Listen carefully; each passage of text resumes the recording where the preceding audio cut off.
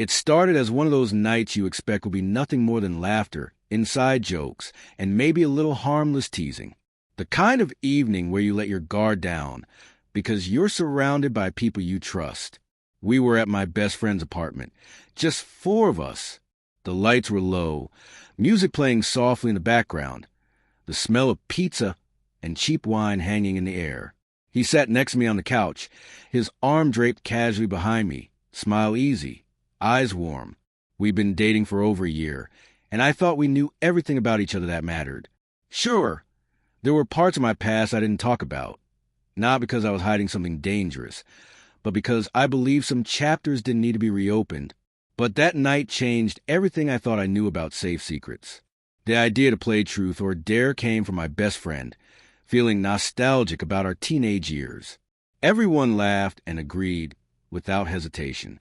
Before I could think of a polite way to say no, the first questions were already flying around. Most were harmless, embarrassing stories, silly dares. The wine made everything feel softer, looser. Then someone dared him to ask me a truth.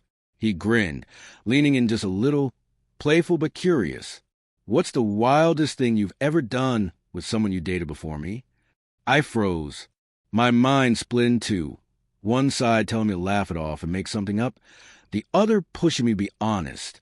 After all, hadn't we promised honesty from the start? So I told him.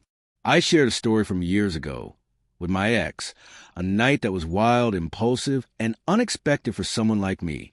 I gave just enough detail for the air between us to shift. His smile faded. The hand on my back slid away. He didn't say anything at first, just blinked at me like he was trying to process what he'd heard. The others laughed awkwardly, but the mood was already broken. The game fizzled out soon after. On the walk back to his place, he was silent.